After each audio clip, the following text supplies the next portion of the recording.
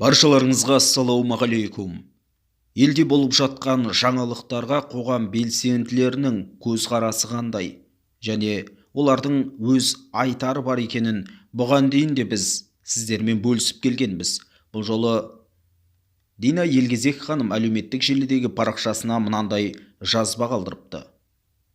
Тұңғыш президент күнін Тоқаев мырза мерекелі даталардың бірі ретінде алып тастады деп жүрсек, 1 желтоқсан әлі мейрамдардың қатарында екенін былтыр жазғанмын. Кезекті көз алдау. Бүгін мерекемен бірін-бірі құттықтап, мәз-мейрам болған кейбіреулерді көзім шалды. Несіне мәз? Біз Ресейдің қорасына тыққан осы кісі емес пе дедік. Ядролық арсенал бойынша әлемде 4-ші ел едік. Ислам әлемі ішінде ядролық қаруға ие жалғыз мемлекет болдық. Бұл аз емес. Қазақстан ядролық қарудың барлық түрлерін, оның ішінде аумағындағы стратегиялық шабуылдаушы қару-жарақтарды жоюды, шабуыл қаруын азайту туралы шартқа сәйкес 7 жыл ішінде жүзеге асырады деп хат жазып, ядролық қарудан бас тартқан еді. 1992 жылы Назарбаев Джордж Бушқа берген сөзінде. Сөйтіп еліміз ақш-қа 24 ядролық бомбаның уранын сатты, ал 95 жылы барлық ядролық қару және 96 жылы стратегиялық бомбалаушы ұшақтарды Ресейге беріп жіберді. Ядролық қаруды сақтап қал, ел тәуелсіздігінің кепілі деп шырылдағандар болды. Оны тыңдамады. Ядролық қарусыз әлем құрайық деген мемлекеттер ақш пен батысың неге ядролық қарудан құтылуға асықпады? Неге бүкіл ядролық арсеналдарын жоймады? Неге өздері бұл саланы дамытты? Осы фактіні Назарбаев неге негізге алмады? Әлемдегі бүгінгі геосаяси ахуал Назарбаевтың бұл шешімі қате болғанын айғақтап отыр. Оған мемлекеттің қауіпсіздігінен гөрі Нобель артық болды. Оған халықаралық бедел керек болды. Обама ақш-қа шақырып алып арқасынан қаққаны мәз болды. Бүкіл табиғи ресурсты игертуге мемлекеттік менеджер ретінде ақылы жетпей қазақтың байлығын Батыс, Қытай, Ресейдің иелігіне беріп тастап, олардың лидерсің деген өтірік әспеттеуіне балаша сенді.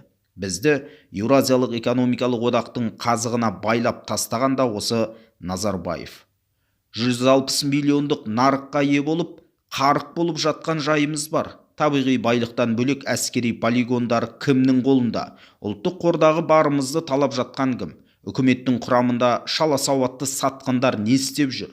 Ең аяғы кешегі қаңтарда ОДКБ-ның тұтқынына түсіріп, көрші елге бір жола тәуелді болуымызға осы кісінің билік құмарлығы себеп болды емес пе? Енді өзі құрған қақпанға өзі де, елді де түсіріп, қартайған шағында халыққа қарарға беті жоқ отырған отырысы мынау деген еді Дина Елгезек ханым. Ақорда қанша жерден Қазақстанды орта деңгейлі держава деп жар салғанымен, еліміз жақын арада күшейіп кетпейді. Солтүстіктегі көршіміз авторитар биліктің құбылысы болып қала береді.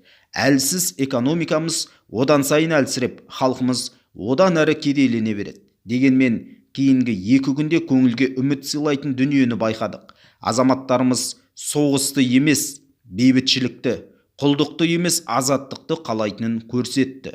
Автократияның құрсауында отырса да, кедейліктің қамытын кисе де еркіндікке ұмтылатын халқы бар Қазақстан күндердің бір күні шын мәнінде егемен ел болады деп сенем. Ол үшін алдағы саяси және экономикалық өл арадан аман-есен өтуіміз қажет. Ал Ақорда кезекті қилы кезеңде қаңтардағыдай күшке емес, диалогке, имитацияға емес, реформаға сүйенуі керек дейді Шалқар Нұрсейіт.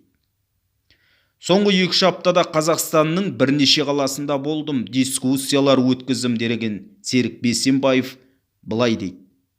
Жалпы түйгенім, қоғамның көңілі жабырқау, оптимизм сарқылған, билікке наразылық көп, ал жаңа Қазақстаннан үміт үзілген. Барлығын толғандыратын мәселе өмірдің қымбаттауы және жемқорлық. Бағалардың шарықтап өсуі әсіресе көп балалы және тұрмысы төмен отбасыларға қатты тиіп жатыр. Бұл жағдайда адамдар тұтынуды азайтып барынша арзан тауарларға көше бастаған. Шағын бизнес салықтың көлеміне және айыппұлдың артқанына наразы. Біздің елде штрафстан деп атау керек дейді. Фокус группа барысында ақтаулық орта жастағы қазақ жігіт бұл елдің болашағы жоқ, ыңғайы келсе көшіп кету керек деген пікір айтты.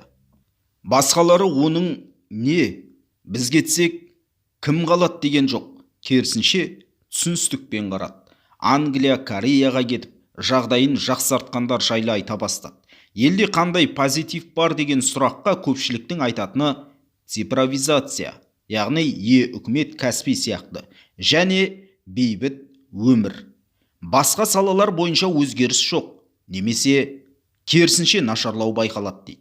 Мысалы, тұрмыстың төмендеуі, экологияның нашарлауы, газдың жетіспеушілігі, жылдар бойы шешілмей келе жатқан мәселелер, утиль алым, уақыттың ауысуы және айыз салу секілді кейін туындаған проблемаларды қосады. Елдің жағдайы түзелу үшін бүкіл жүйе ауысу керек деген пікір басым. Тоқаевтан аса ешкім үміт күтпейді. Оның қолынан бұрынғы жемқор жүйені жою келмеді. Ешкімді соттай алған жоқ, яғни әлсіздік танытты немесе оған мүдделі емес дейді респонденттер. Айналасында темір қоршауды күшейтіп жатқанына қарағанда, Ақордада қоғамдағы осындай көңіл-күйді жақсы біліп отырған секілді дейді Серік Бейсенбаев. Біз осы қандай халықпыз? Тіліміз орыстікі, дініміз арабтікі, тауарларымыз қытайдікі, құндылықтарымыз батыстікі, ұлттық болмыс рухтан айырылып адасқан халыққа айналып барамыз. Әйтеуір жеріміз бар, әйтпесе сығандарша тентіреп кетер едік деген екен Асылбек Баяшым ағамыз. Жалпы елдегі болып жатқан жайларға қысқаша түсініктеме осындай болды. Ал бұл санаулы топтардың айтқан сөздері, яғни санаулы ғана қоғам белсенділерінің. Көріп отырғанымыздай пікір алуандығы сан түрлі. Болып жатқан мәселелерге, жағдайларға, ситуацияларға деген көзқарас, биліктің жасап жатқан іс-әрекетіне көңіл толмаушылық бұл әріден бері келе жатыр. Жалпы елдегі депутаттар, қоғам белсенділері халықтың мұңымен мұңдас бола білу керек деп қанша жерден айтылып келсе де, бұл әзірге қолға алынатын жұмыс болмай тұр. Әрине бірлі жарлы істерді ауыз толтырып айтуға келмес, бірақ жүйедегі өзгеріс, жалпы қоғамда алаңдатқан мәселелердің түйткілді шешілуі, елдің назарынан тыс қалмайтын жағдайлардың бар екендігін билік әрқашан назарда ұстау керек. Сонымен қатар басты мәселелерді, халық алдында талқылануы тиіс мәселелерді де күн тәртібінен түсірмеу керек. Біздегі билік елтаңба ауыстыру, әнұранның сөзін ауыстыру деген секілді болмайтын затқа бәленбай миллиондар бөлгенше, нақты салаларды күшейтіп, экономикамызды реттеп, өзге елдерге деген импорттық, экспорттық тәуелділікті азайтуды осы бастан бастау керек.